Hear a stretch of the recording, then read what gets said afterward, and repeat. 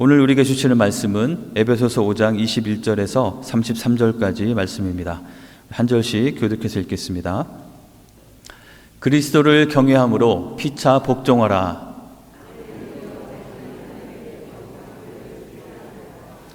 이는 남편이 아내의 머리됨이 그리스도께서 교회의 머리됨과 같으니 그가 바로 몸의 구주시니라.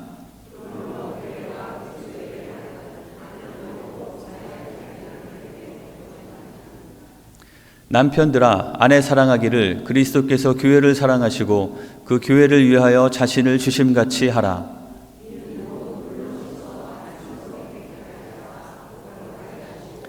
자기 앞에 영광스러운 교회로 세우사 티나 주름 잡힌 것이나 이런 것들이 없이 거룩하고 흠이 없게 하려 하심이라.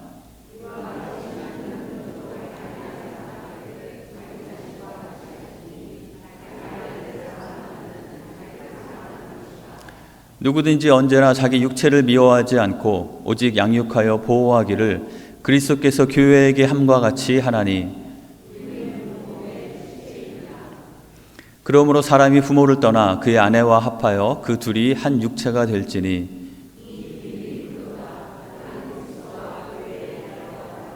같이 읽겠습니다. 그러나 너희도 각각 자기의 아내 사랑하기를 자신같이 하고 아내도 자기 남편을 존경하라. 아멘.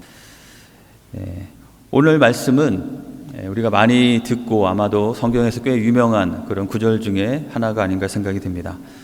주로 결혼식에서 많이 주례사를 할 때 사용하는 그런 구절이기도 합니다.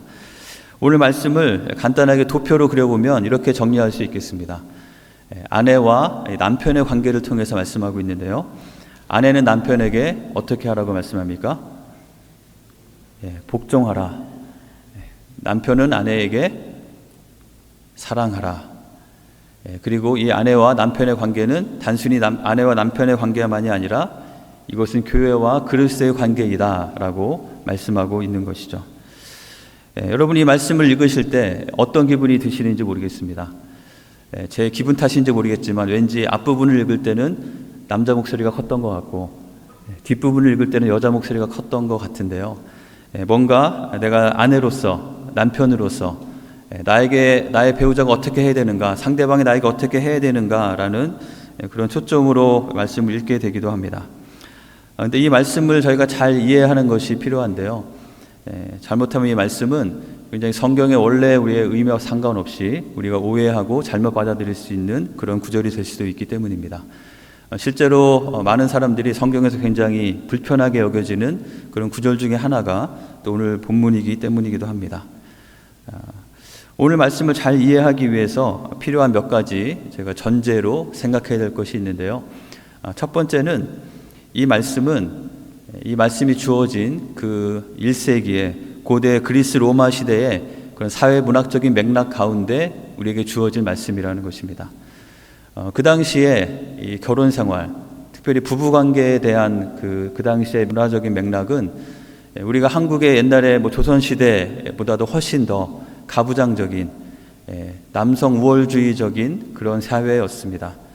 남편이 절대적인 권력을 갖는 그런 사회였고 그 당시의 결혼은 남편이 원하면 언제든지 결혼할 수 있고 또 언제든지 버릴 수 있는 그런 사회였습니다. 그 당시 여러 기록들을 볼 때 주로 결혼하는 연령 자체도 남자는 처음 결혼하는 연령이 20대 후반 정도가 되고요. 여성은 10대 후반쯤에 결혼을 해서 한 10살 이상의 차이도 나기 때문에 남성과 여성의 관계가 절대적으로 남편 중심적인 그런 사회이기도 했습니다.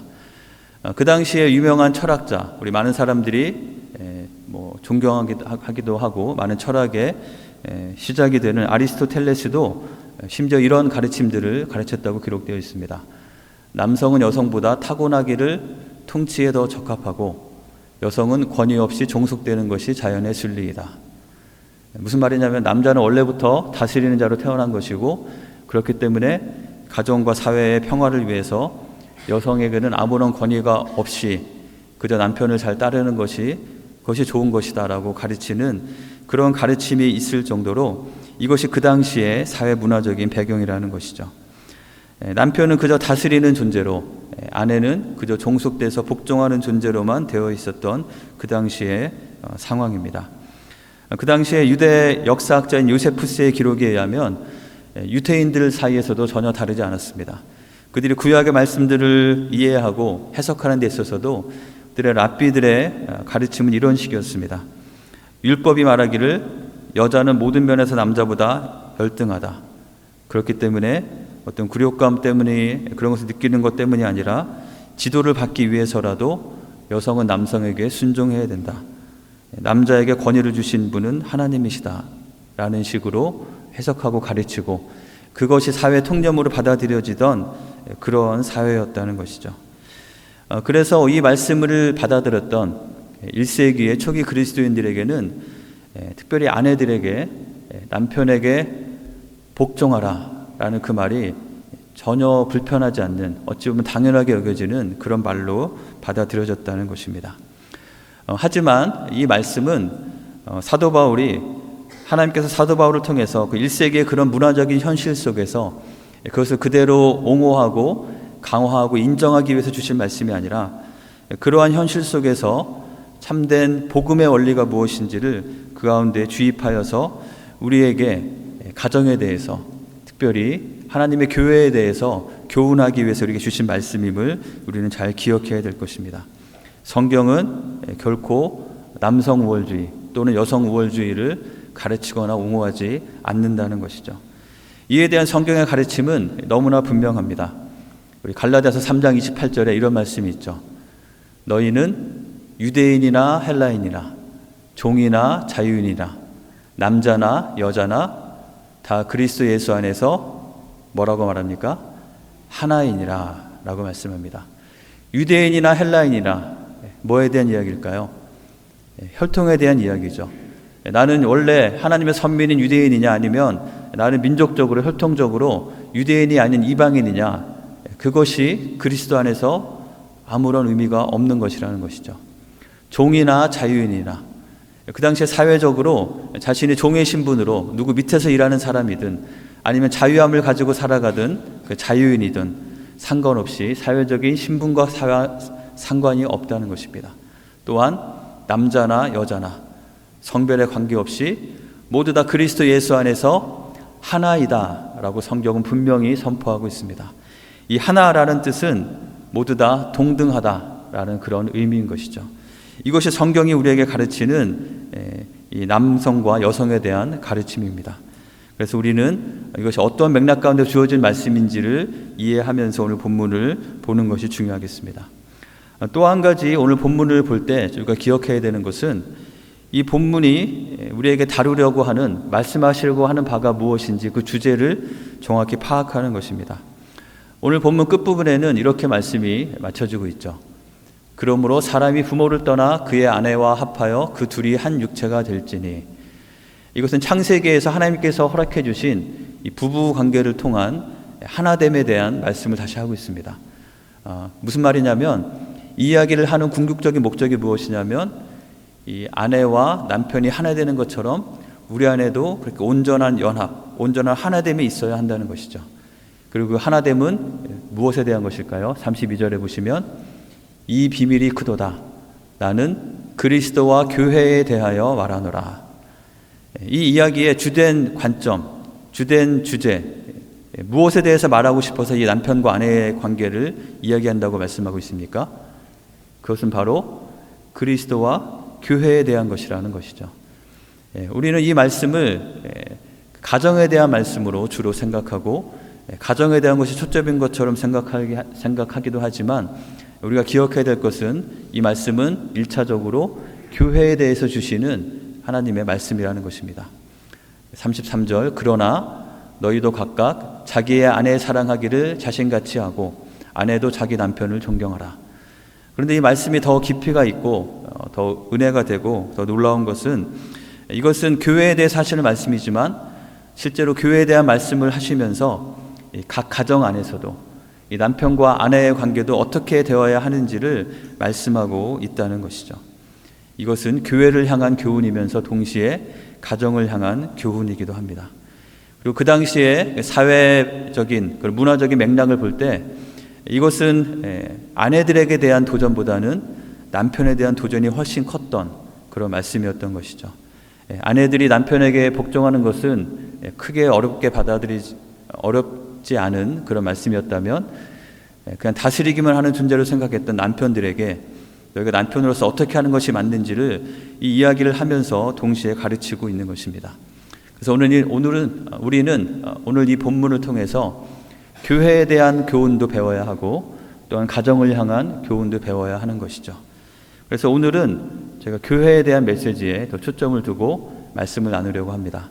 그리고 우리 다음 주 창립 예배 주일 지나고 그 다음 주에는 우리의 이런 교회됨이 이루어져야 하는 교회 공간뿐만 아니라 우리의 삶의 현장에 중요한 가정에서 부부 사이에, 남편과 아내 사이에, 또 우리 6장으로 넘어가면 나오는 부모와 자녀 사이에서, 또 우리의 사회생활 가운데 있는 종과 상전으로 표현된 그런 사이에서 우리는 어떠한 원리 가운데 어떻게 살아야 하는지를 말씀을 살펴보도록 하겠습니다. 성경에 보면은 여러 가지 비유들 중에서 이 남편과 아내의 비유는 주로 어디에 사용이 되냐면 그리스도와 교회의 관계를 빗대어 사용할 때 남편과 아내의 비유를 많이 사용하게 됩니다. 우리 예수님을 신랑 되신 예수님으로 표현하기도 하고요. 그렇기 때문에 우리는 신부로 표현이 되기도 하죠. 그리고 신랑을 기다리는 열 처녀의 비유를 통해서 교회된 우리 각 사람이 어떠한 모습으로 준비해야 하는지를 가르쳐 주기도 합니다.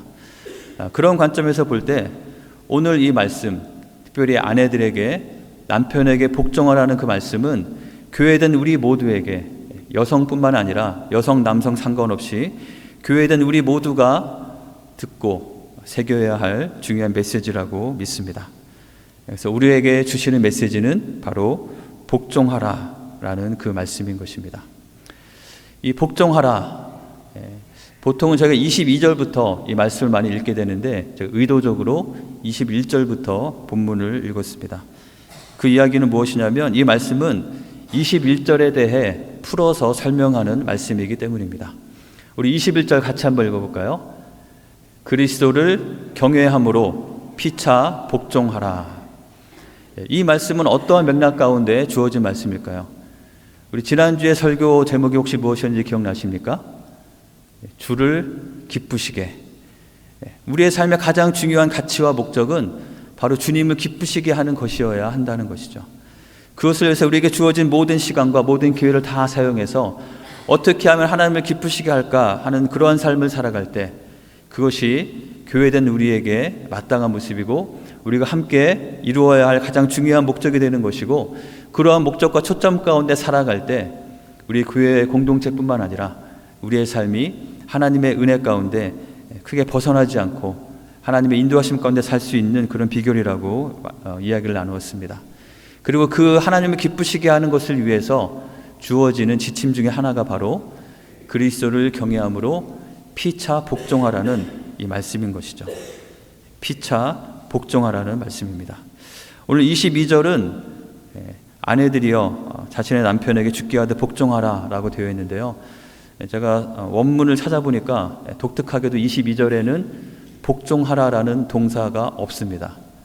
어떻게 되어 있냐면 22절을 그대로 읽으면 아내들이여 자신의 남편에게 죽게 하듯 끝, 이렇게 되어 있습니다. 동사가 빠져 있죠. 이 동사가 어떤 의미인지를 알기 위해서는 전후 맥락을 보아야 하는데 바로 앞구절에 복종하라는 말이 빠져 있기 때문에 바로 그 말씀이 이어지는 것입니다. 즉 우리에게 주시는 아내된 신부된 우리 교회된 우리에게 주시는 복종하라는 말씀은 바로 21절에 있는 것처럼 그리스도를 경외함으로 피차 복종하라는 이 말씀에 해당되는 것인 것입니다. 복종한다는 뜻은 단순히 그냥 굴종하는 것이 아닙니다. 이것은 다른 권위 밑에 질서 가운데 다른 사람의 위치를 인정하면서 그 밑으로 나 자신이 들어가는 것을 의미합니다. 그렇기 때문에 복종은 나의 힘을 빼는 것을 의미합니다.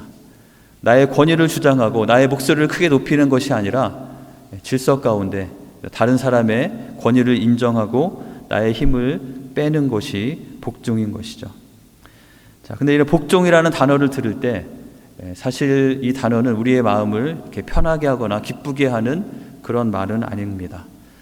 현대 사회에서 특별히 복종하라라는 말이 쓰여지는 곳이 군대와 교회밖에 없다고 하더라고요.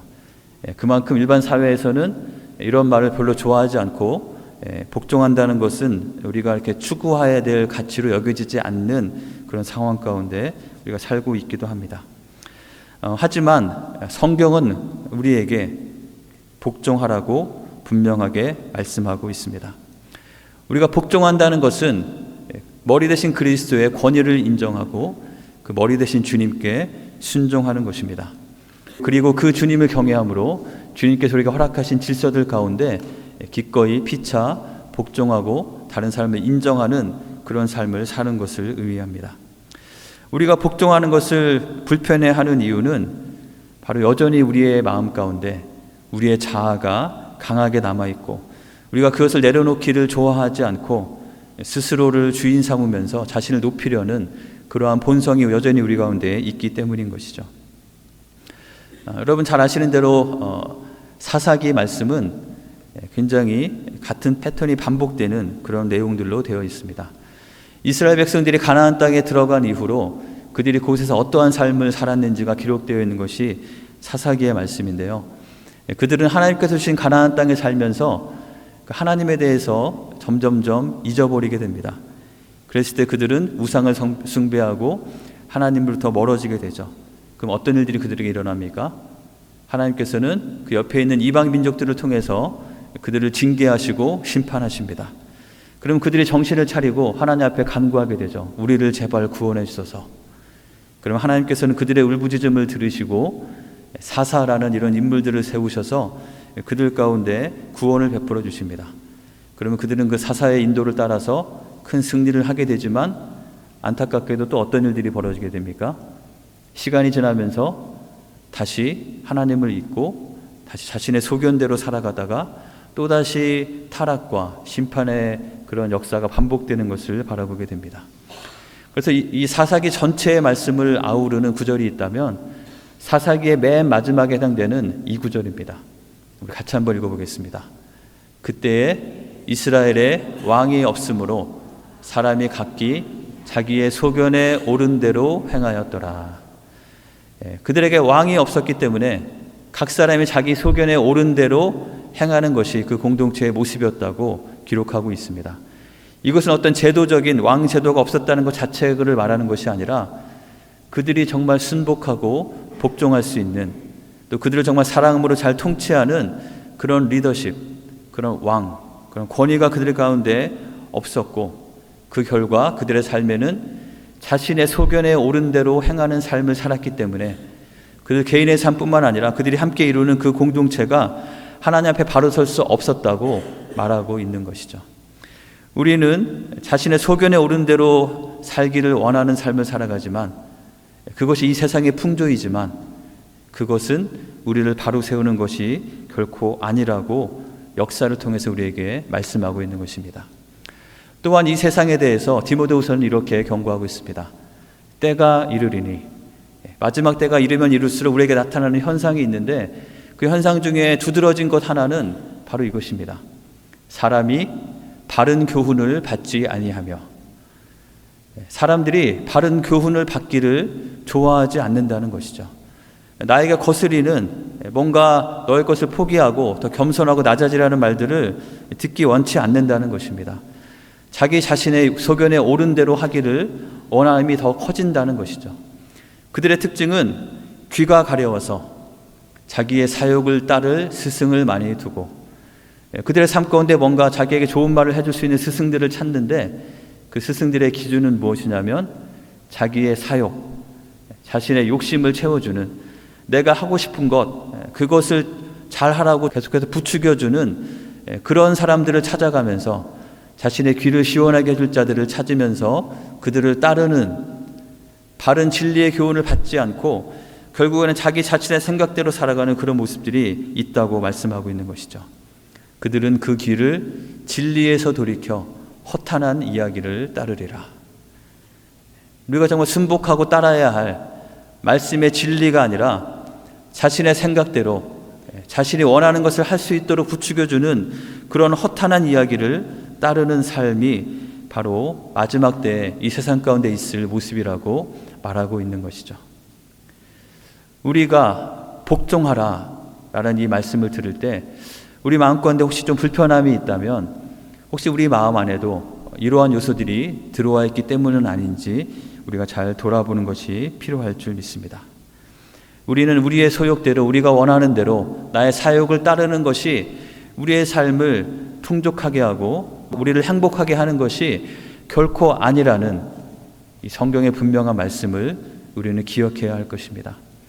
우리가 하나님의 백성으로서 하나님 앞에 바른 삶을 살기 위해서 우리에게 필요한 말씀은 복종하라 라는 말씀입니다. 그리고 우리가 또한 주님께서 그리스도께서 머리 대신 주님의 몸된 교회를 건강하게 이루어가고 주님의 몸된 교회를 통해서 우리가 하나님의 영광을 나타내기 위해서 우리에게 필요한 것도 중요한 메시지도 바로 복종하라는 오늘의 메시지인 줄 믿습니다. 이 복종의 가장 큰 본은 바로 예수님께서 보여주셨습니다. 빌립보서 2장에 있는 이 말씀을 잘 아실 거라고 믿습니다. 예수님은 근본 하나님의 본체이시지만 하나님과 동등됨을 취할 것으로 여기지 아니하시고 원래 하나님보다 더 열등하기 때문이 아니라 동등한 분이시지만 스스로 동등됨을 여기지 않고 오히려 자기를 비워 종의 형체를 가지사 사람들과 같이 되셨고 자신을 더 비우셨고 낮추셨다는 것입니다. 사람의 모양으로 나타내사 자기를 낮추시고 죽기까지 복종하셨으니 곧 십자가에 죽으심이라. 이것이 바로 예수님의 낮아지심이고 복종이셨습니다. 삼위일체 하나님의 온전한 하나됨, 온전한 연합, 그 삼위일체 하나됨의 그 일치됨 가운데 놀라운 사역들을 하고 계시는 그 비밀은 바로 이렇게 서로를 향하여 자신을 낮추고 복종하는 것 가운데 있는 것입니다. 수직적인 우열 관계에 의해서가 아니라 모두 동격이지만 자기 자신을 낮추고 비우는 가운데 서로에게 복종하고 서밋하는 그것을 통해서 이루어지는 그 온전한 하나됨이 바로 삼위일체 하나님 안에 있는 그 하나됨이고 바로 그것이 예수님의 십자가의 사건을 통해서 우리에게 분명하게 보여진 것입니다. 그리고 오늘 말씀은 우리에게도 그러한 복종함이 있어야 한다고 말씀하고 있는 것이죠. 그 복종함은 어떻게 복종하라고 말씀합니까? 아내들이여 자기 남편에게 복종하기를 죽게 하듯 하라. 우리의 복종은 죽게 하듯이 하는 복종이 되어야 한다고 말씀합니다. 죽게 하듯이 복종하라 라는 말의 뜻이 무엇일까요? 무조건 다른 말 하지 말고 그냥 100% 무조건 일방적으로 위압적인 상하관계처럼 아무 말도 할 수 없는 존재이니 그냥 무조건 복종하라 라는 그런 의미일까요? 이어지는 말씀 가운데 주님께 하듯 하는 복종이 어떤 것인지 주님과 어떤 관계 가운데 하는 복종인지를 우리가 살펴볼 수 있습니다. 죽게 하듯 하는 복종은 하나님이 무서워서 어쩔 수 없이 하는 복종이 아니라 그 하나님의 은혜를 알고 그 사랑이 무엇인지를 깨달을 때 그것을 감사하면서 하나님께서 우리에게 주시는 그 질서 가운데 받은 사랑을 기억하면서 기꺼이 드리는 자발적인 순복과 복종을 말하는 것입니다. 오늘 말씀 가운데서는 남편들에게 아내를 사랑하라고 하시면서 그리스도께서 교회를 어떻게 사랑하셨는지를 우리에게 말씀하고 있습니다.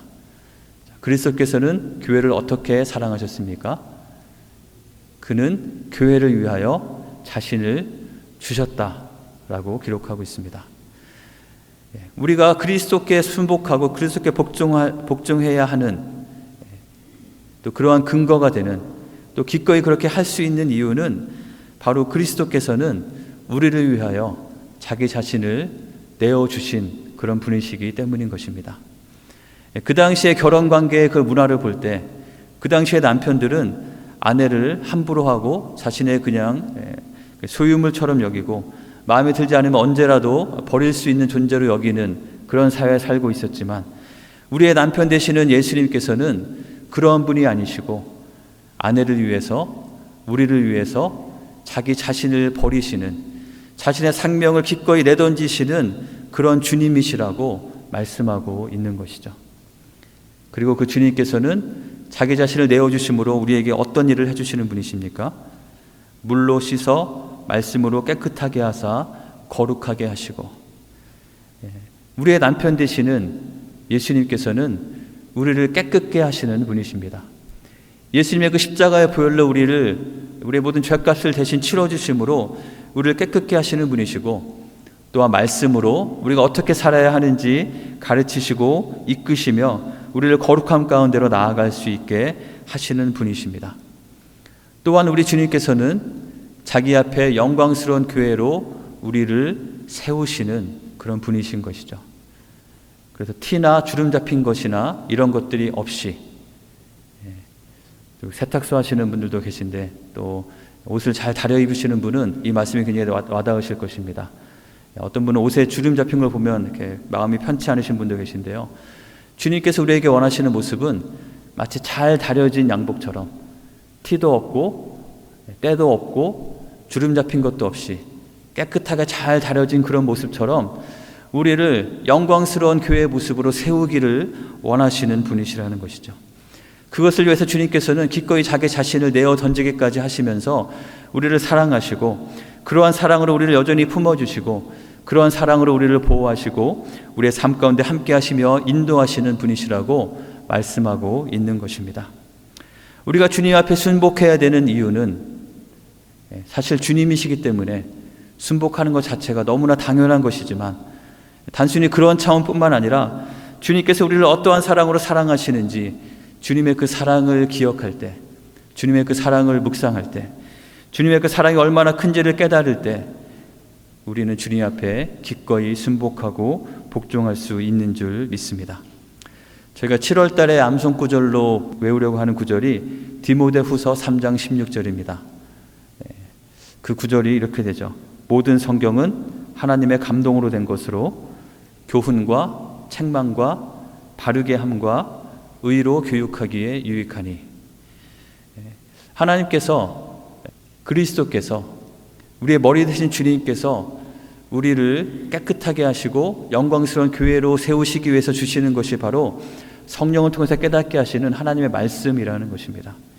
그리고 우리에게 주어진 그 말씀이 바로 하나님의 그런 감동으로 되어서 우리를 향하신 하나님의 뜻이 그 안에 가득 배어 있어서 우리는 그 말씀을 통해서 어떻게 살아야 하는지 교훈을 받게 되고, 또 우리의 삶에 무엇이 바로잡아져야 하는지 책망을 받게 되고, 또 어떻게 그것을 바로 세워야 하는지 바르게 함을 받게 되고, 또 계속해서 우리가 어떻게 그 삶을 살아가야 하는지 의로 교육함을 받을 수 있다는 것이죠.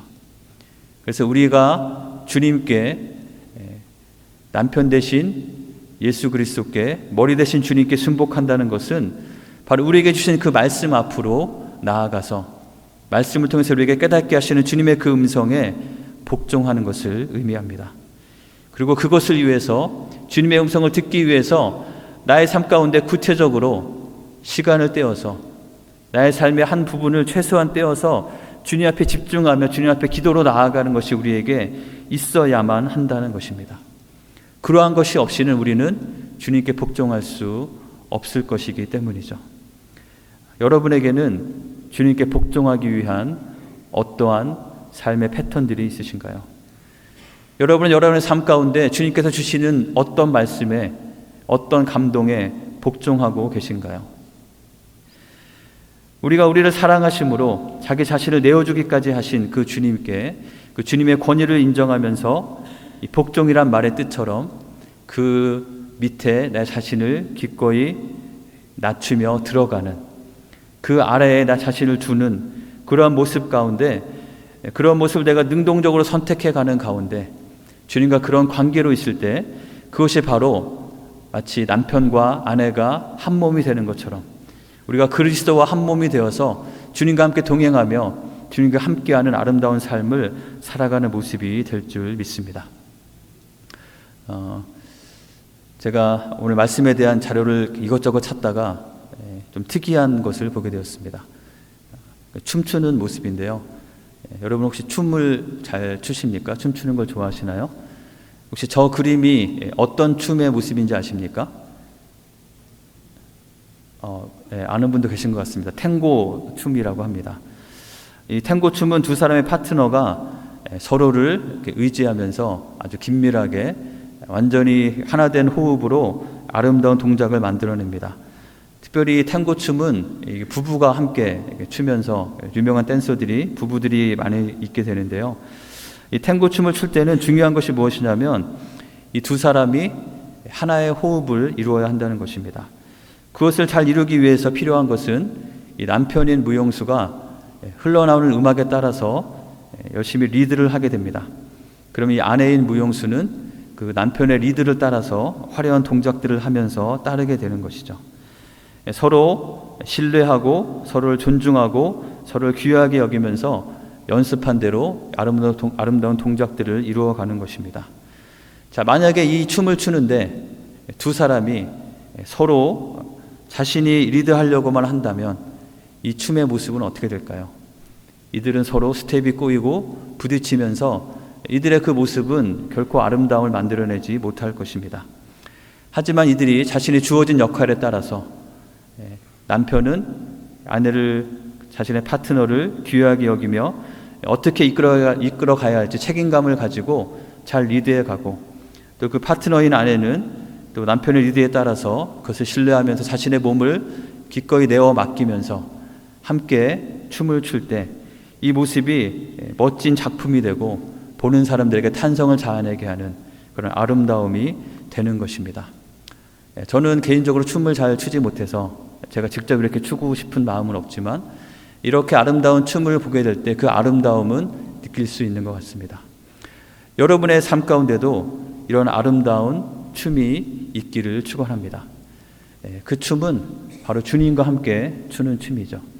우리가 정말 주님을 신뢰함으로 주님께 나의 삶을, 나의 몸을 내어 맡기는 그런 복종함과 그런 순복함이 여러분의 삶 가운데 구체적으로 있으시기를 간절히 축원합니다. 여러분에게 들려지는 말씀 가운데 뭔가 부담으로 느껴지는 것 가운데 그저 자꾸 미루기만 하는 것이 있다면 오늘 여러분에게 주시는, 저와 여러분에게 주시는 주님의 분명한 말씀은 복종하라 라는 말씀인 줄 믿습니다.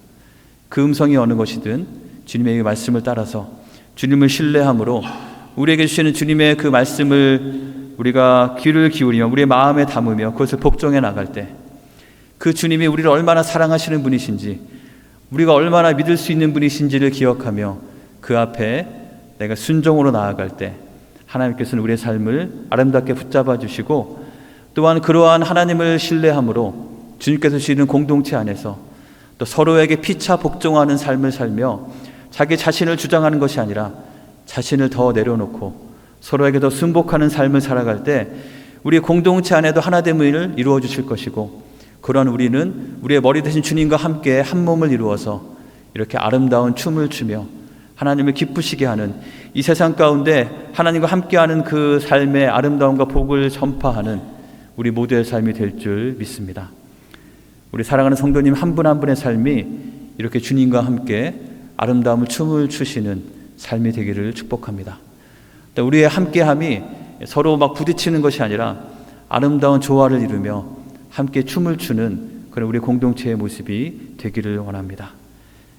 우리의 삶이 그러한 모습이 될 수 있도록 오늘 우리에게 주신 아주 심플한 메시지, 복종하라, 이 말씀을 기억하면서 우리 삶 가운데 어떻게 순종해야 될지 묵상하고 그 말씀 가운데 따르는 가운데 하나님의 그 은혜를 누리시는 한 분 한 분 되시기를 주님의 이름으로 간절히 축원합니다.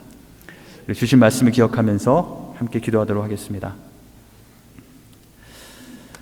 우리는 이 세상의 풍조가 그러한 것처럼 나 자신을 더 내세우고 나의 뜻대로, 나의 소견대로, 나의 생각대로를 더 중요하게 여기며 살아가는 그런 모습 가운데 혹시 우리가 살고 있지는 않은지 돌아보기 원합니다.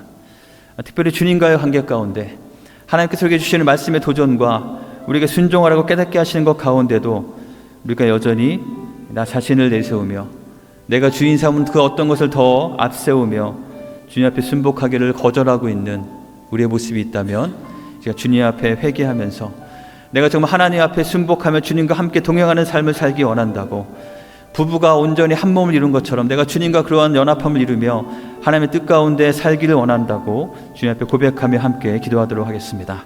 함께 기도하겠습니다.